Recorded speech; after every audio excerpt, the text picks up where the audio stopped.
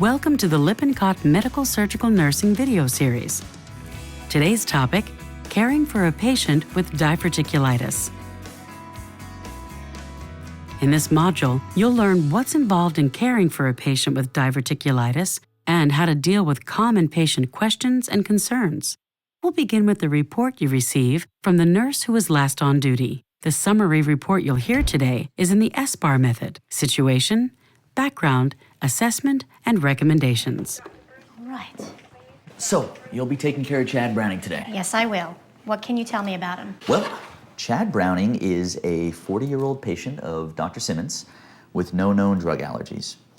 He was admitted last night with a diagnosis of diverticulitis. He came to the ER last night complaining of pain in his left lower quadrant, which he was rating at the time a 9 out of 10. He reports it started as a nagging pain about 2 days ago, which was about the same time he started to have diarrhea. Okay. For vitals, his temperature was 101.5, blood pressure 140/84, pulse 78, and respiratory rate 18. In the ER, they completed a CAT scan of the abdomen and a CBC and Chem 7 were drawn. CAT scan showed diverticulitis, no abscesses were noted. White blood cells were elevated at 19.5. His potassium was 3.6. Okay. He was given 25 milligrams of mepridine IV for the pain with the first dose at 1 a.m., and he's supposed to continue that every 4 hours for the pain as needed. D5 half-normal saline with 20 milliequivalents of KCl at 100 milliliters an hour was started in an IV through his left hand, and cefazolin 1 gram IV was started with the first dose at 1 a.m.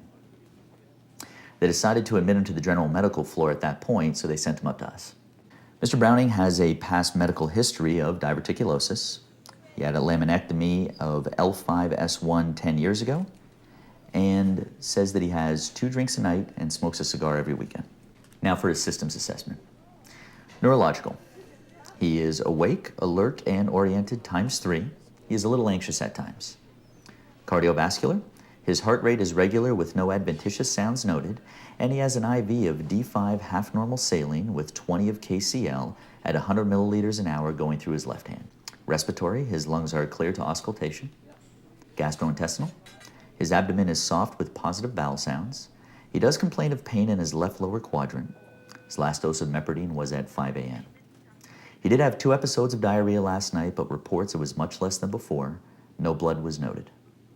Right now, he is NPO and on bed rest with bathroom privileges. Genitourinary. He is voiding clear yellow urine without difficulty. We are measuring INO. Integument. His skin is clean, dry, and intact. Any questions? When did you say his last dose of mepridine was? 5 a.m., so his next dose can be at 9 this morning. Okay, got it.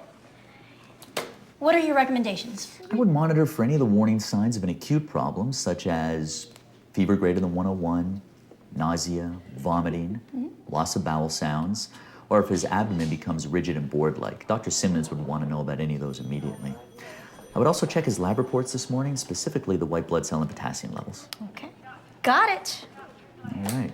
Thank you very much. You got it. Have a good one. You too. Okay. You're about to watch a registered nurse conduct a focused assessment. This patient has a history of diverticulosis, which has progressed to diverticulitis. Note how she performs each step and, just as important, how she explains what she's doing to help the patient understand what's being done and why. Good morning, Mr. Browning. I'm Grace Kim, your nurse for today. Hey. Hi.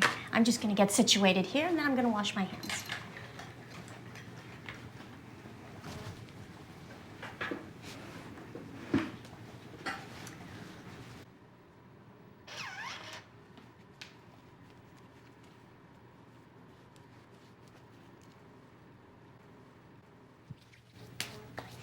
Okay, I'm just going to check your ID band, so if you can give me your full name and your date of birth, please. Chad Browning, August 1st, 1969. Good. Are you allergic to anything? Not that I know of. Okay. So before I start with your vital signs, can you please tell me your level of pain this morning? On a scale from 0 to 10, with 10 being the worst pain imaginable and 0 being no pain at all. I'd say somewhere around 6. I mean, I can deal with it, but it still really hurts. Hey, is it possible to get my pain medication? I'd really like to have it. I can give you your next dose in 1 hour. That long? Yeah. Let's take a look at your stomach. At times, it'll be important for you, as the nurse, to alter the planned order of assessments. In this case, the patient's condition indicates doing the GI assessment first. When I listen to your stomach, I'm going to have to listen under your gown. Is that okay? Sure. All right, I'll close the door for privacy.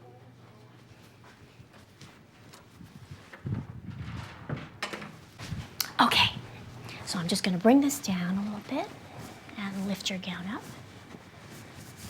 That's good.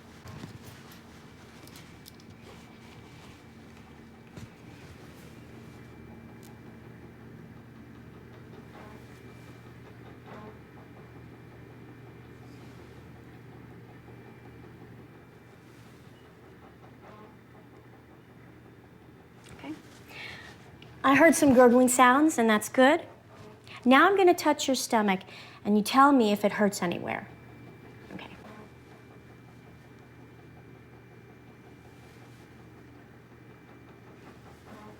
Ow. That hurts right there in that lower left part. Okay. Is this the same area where you had pain earlier? Yeah, they told me in the ER that I had diverticulitis. I had similar pain about 5 months ago, but it didn't last this long. Well, that's not unusual. With diverticulosis, which you have, many people experience flare-ups and inflammation. And when that happens, we refer to it as diverticulitis. Oh, so the itis on the end of the word means inflammation? Yes, that's right. Now, do you follow a specific diet? I usually try to follow a high fiber and low residue diet. That's excellent. Do you generally experience diarrhea or constipation? Well, lately it's been rough. I've either had diarrhea or constipation. I've tried some laxatives and anti-diarrhea medication, but nothing's really working. The night nurse told me I can't eat or drink anything right now. Why is that? That's because you have an inflammation in your bowel, and that's what's causing the pain. So right now, the doctor wants you to rest your bowel for a few days. We're giving you IV fluids to keep you hydrated while it's resting. And after some time, when your bowel has rested and the inflammation subsides, we'll start you on clear liquids, and eventually you'll progress back to your high-fiber, low-residue diet. Okay. Well, the not eating part makes a lot more sense now. Good. I'm glad.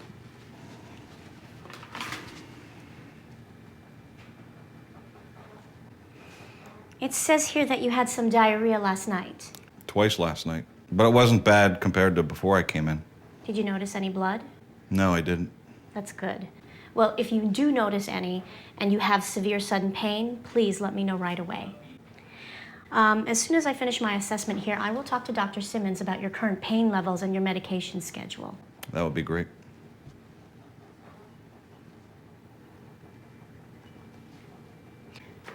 Okay, so now we'll check your vital signs, starting with your temperature. Open, please. Is that good?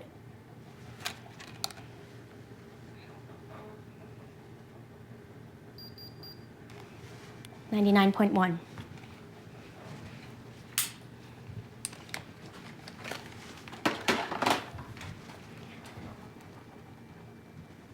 Okay, now I'm going to check your blood pressure. The cuff's going to feel a little tight when I squeeze.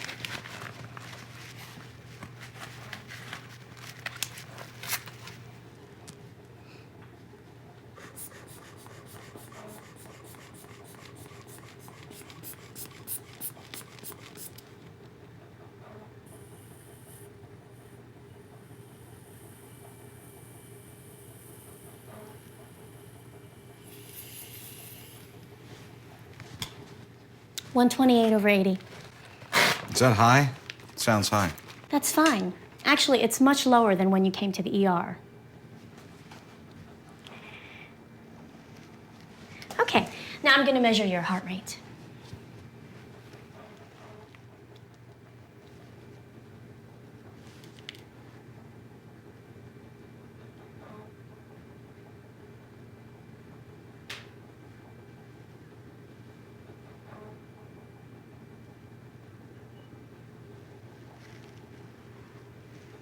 .72, that's fine too.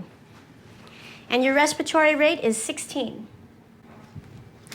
Okay, now I'm going to listen to your heart. Okay.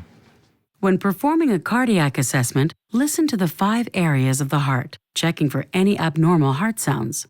Patients experiencing diarrhea and undergoing electrolyte replacement are at an increased risk for an arrhythmia. Document the heart rate and rhythm, and notify the doctor about any abnormal heart sounds. When I listen to your heart, I'm going to have to do it under your gown. Is that okay? That's fine. Okay.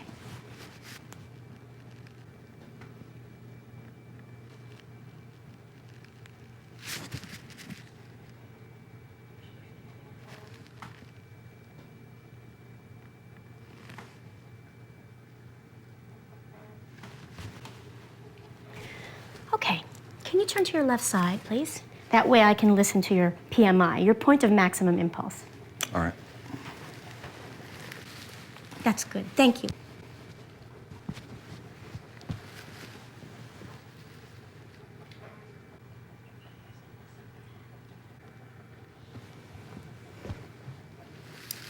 Well, Mr. Browning, everything sounds regular, and I didn't hear any unusual sounds. That's great. That's good to know. Yes. Now I'd like to listen to your lungs, first from the front and then from the back. If you could take several deep breaths through your mouth, please.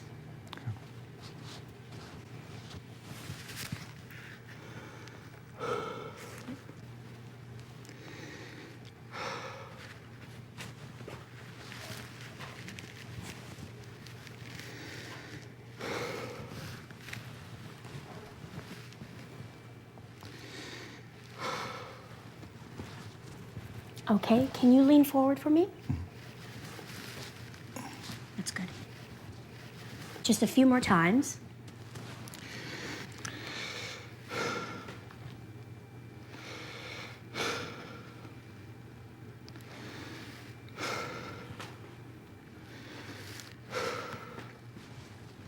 Good, thank you.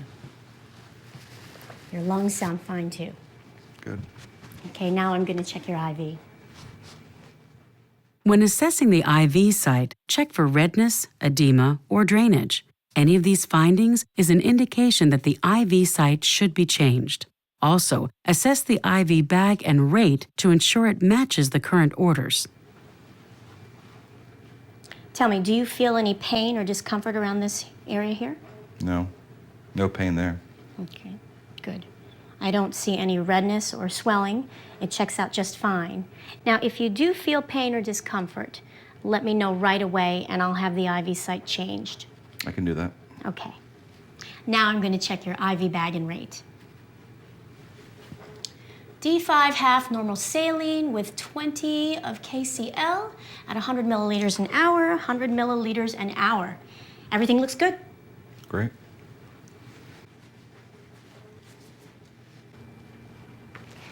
Okay, I'm going to call the doctor and let him know about your pain level and medications. If there's anything you need in the meantime, please let me know. Can you reach your call button okay? Yeah, I can. Okay, good. I'll be back as soon as I'm done. You will return all of the equipment and promote good infection control practice by washing your hands. Thank you. Thank you. Could you remember my pain meds? Yes.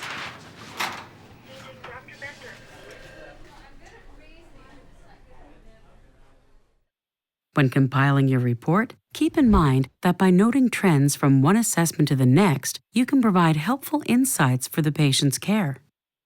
Based on your assessment, your nursing diagnoses for Mr. Browning may include alteration in normal pattern of elimination, anxiety related to knowledge deficit of disease process and treatment, and acute pain related to inflammation and infection. Thank you for watching this video on caring for a patient with diverticulitis. Be sure to also study the instructions in your textbook, and please review this presentation at any time to support your learning and patient care.